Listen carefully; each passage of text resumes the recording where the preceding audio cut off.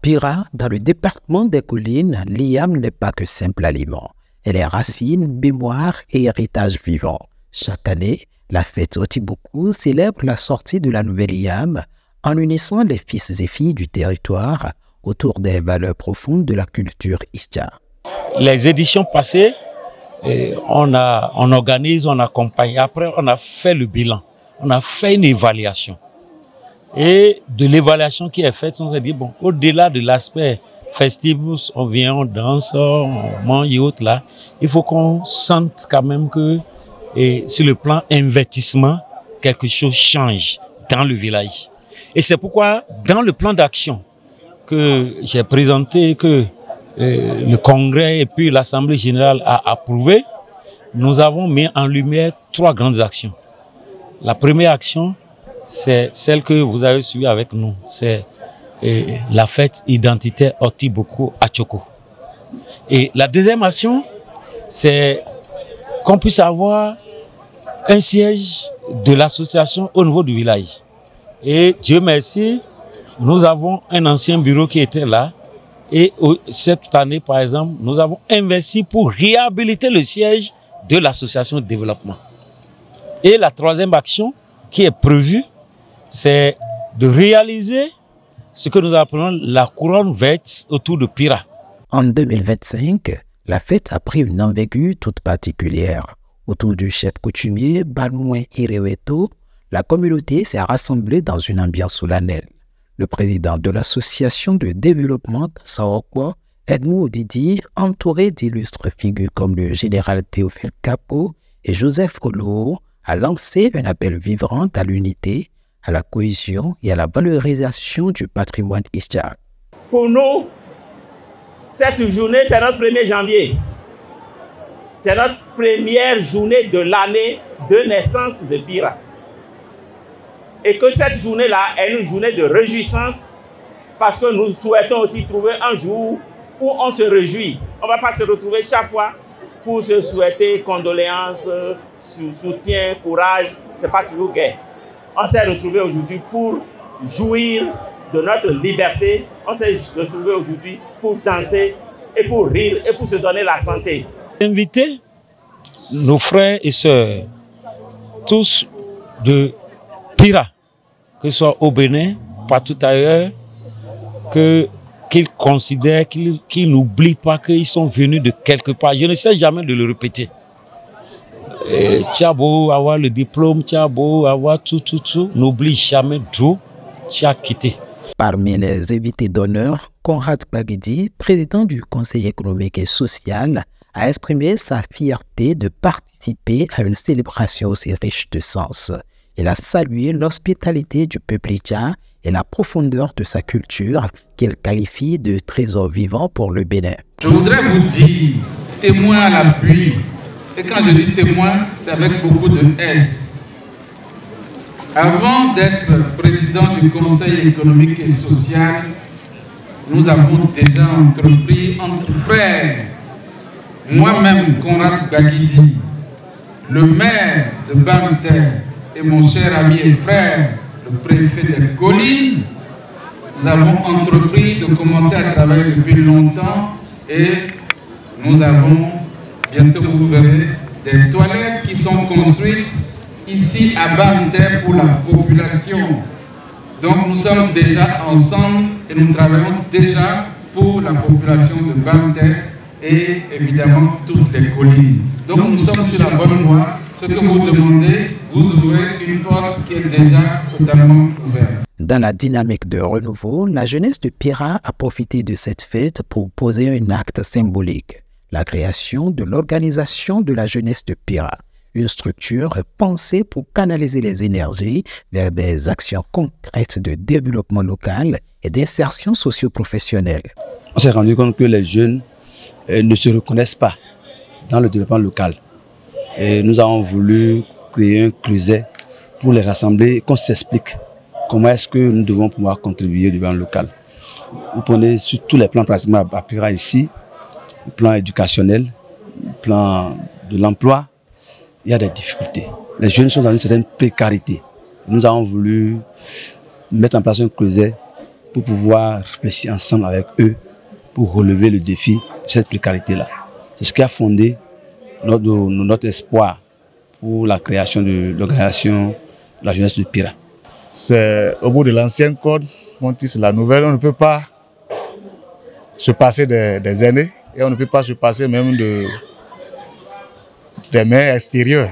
Parce qu'on aura besoin toujours de soutien parce que la vision est grande et nos efforts seuls ne peuvent pas nous faire aboutir à nos objectifs. Donc c'est pourquoi on aura besoin de tout le monde.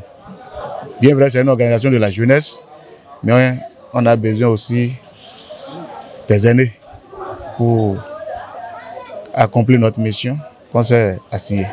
La fête a également été marquée par un geste fort de solidarité. L'ONG Odo Lafia a offert 2 tracteurs agricoles aux producteurs de bonne terre, salués comme un levier décisif pour booster l'agriculture locale. Notre pays s'est engagé résolument sur la voie de la modernisation agricole sous l'impulsion éclairée du gouvernement et à travers des réformes courageuses et structurantes. Ce que nous faisons aujourd'hui s'inscrit pleinement dans cette dynamique pour accompagner, soutenir et compléter l'action gouvernementale en faveur de nos braves agriculteurs, lesquels sont de véritables piliers de notre économie et garants de notre souveraineté alimentaire. Aujourd'hui donc, nous ne lançons pas simplement une structure, nous lançons un engagement collectif, un mouvement d'espoir, une réponse concrète à des réalités que nous ne pouvons plus ignorer. Notre ONG est née d'un constat simple mais puissant. Le progrès ne peut être durable que s'il est inclusif. Trop de nos frères et sœurs, surtout en milieu rural, vivent encore dans la précarité, sans accès à des outils modernes, à la formation ou à des opportunités concrètes de développement. Nous voulons agir là où les besoins sont urgents. Je voudrais remercier Madame Odouburu qui, de par sa générosité, a bien voulu partager. Et ce partage ne va jamais l'appauvrir. Au contraire, ce sera une source de bénédiction abondante. Source de bénédiction parce que quand je me suis interrogé à savoir que veut dire Odo Lafia, il s'est fait que de façon mécanique, je me suis dit c'est le nom de Odouburu qui est coupé. Odouburu, O-D-O, on a coupé et on a mis à Lafia. Mais par curiosité, j'ai dit, mais dites-moi, qu'est-ce que ça veut dire? Et on m'a dit, c'est O là, le premier O c'est ONG. Le D, c'est Dial. Et le dernier O s'appelle Odouburu. Et quand je m'interroge, pour celui qui comprend la langue, Odo, c'est une source. C'est une source, c'est une fontaine. Une source intarissable. Et Dieu fera, cette source-là ne sera jamais tarie. Je voudrais donc prier le bon Dieu d'accueillir vos œuvres de bienfaisance et vous remercier au centuple. Je voudrais aussi demander aux agriculteurs, aux bénéficiaires de ce joyau d'en faire un bon usage. Nous allons rester mobilisés pour que toutes les interventions possibles, en tout cas en ce qui nous concerne, nous allons nous rendre disponibles pour accompagner petitement cette ONG qui vient de naître, mais une ONG qui est née avec des dents. Les efforts du chef de l'État qui veut que l'agriculture soit mécanisée dans notre pays, le Bénin, afin de pouvoir produire en grande quantité pour alimenter nos industries. Parce que vous savez, nous sommes à l'ère de l'industrialisation du Bénin. Et à partir de la GDZ, on peut dire que le Bénin et passe à la vitesse supérieure en ce qui concerne l'industrie. Donc, raison pour laquelle il faut quand même appuyer les agriculteurs afin que ceux-ci puissent produire de grandes étendues, de rentabiliser les récoltes afin que nous ayons l'autosuffisance alimentaire et de surcroît avoir de surplus pour alimenter nos industries. Et c'est l'occasion pour dire merci à la présidente de l'ONG qui vient m'appuyer dans ma localité, qui vous suit. Moi-même, j'étais dans le social. C'est des actes que j'avais l'habitude de poser dans ma localité. Donc, l'ONG vient en appui à ces actes-là pour combler les attentes de notre localité. Merci à l'ONG Odo-Alafia et nous attendons les actions futures comme la présidente a soufflé dans mes oreilles. Moment de communion et d'émotion, le tournoi Otiboko a vu s'affronter Pira et une équipe togolaise. Score final, 2-0 pour les locaux. Une victoire sportive mais surtout humaine dans un esprit de fraternité transfrontalière. Le match, parrainé par Adam Yessouf, directeur général de la BGF, a été salué par le public. L'agence œuvre pour la promotion de la coopération transfrontalière. C'est pour cela que vous allez constater que tous les prix qui sont ici sont doublés. Il n'y a pas de vainqueur, il n'y a pas de vaincu. Chacun part avec les mêmes choses. Pour dire, Pira, Camboli, c'est la même chose. Si ce n'est pas le colon qui nous a séparés, nous sommes les mêmes et nous allons toujours garder cette identité qui existe entre les peuples frères du Bénin et du Togo. C'est pour cela que l'agence est toujours présente ici. Et nous allons continuer d'être aux côtés de toutes les communes frontalières et faire en sorte que les frontières soient effacées. Côté santé, l'édition 2025 a marqué une avancée avec l'Association béninoise pour la promotion de la famille. Plusieurs femmes ont bénéficié de dépistage précoce du cancer du sein, rappelant que la fête est aussi un moment pour prendre soin des siens. Otiboko s'est refermé dans la joie au rythme d'une soirée festive offerte par le parrain Serge Odoboko. Monsieur Joseph Ferroula, Monsieur Ramoao.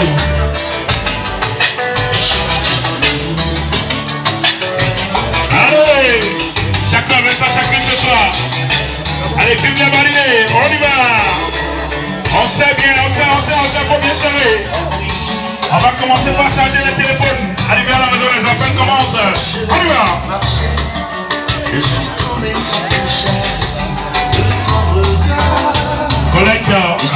suis très content de ce qui se passe. Je remercie très sincèrement le parrain de l'événement, M. Odoboko Serge, qui a permis d'avoir tout ce qu'on a aujourd'hui là, la soirée de gala, et que ça se continue ainsi, plus grand que ça. Bon, c'est joli et la fête a été accueillante par lui et c'est lui qui a été notre parrain de cet événement de 2025. Et il nous a fait une surprise de soirée de gala qui nous a invités.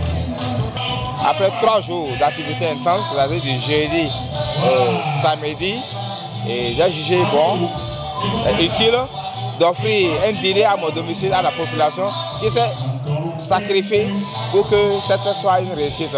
Et c'est l'occasion pour moi de leur dire merci pour tout ce que chacun d'eux a pu faire pour la réussite de l'événement 2025 de la fête de Otiboko. C'est pourquoi j'ai jugé bon utile de leur offrir un dîner et un moment de plaisir à mon domicile pour qu'on puisse gagner, danser, oublier tout ce que nous avons pu faire comme, ce que nous avons pu perdre comme énergie, c'est-à-dire se relancer, oublier les peines, les difficultés que nous avons eues lors de cette fête Otiboko, afin que chacun se lève le lendemain en pleine forme, après une joie de fête, intense, de danse à mon domicile, pour que chacun dise que vraiment cette fête est terminée en beauté.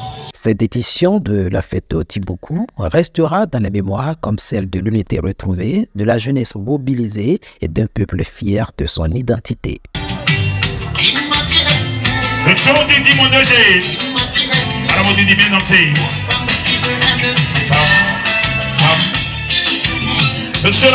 Bon appétit.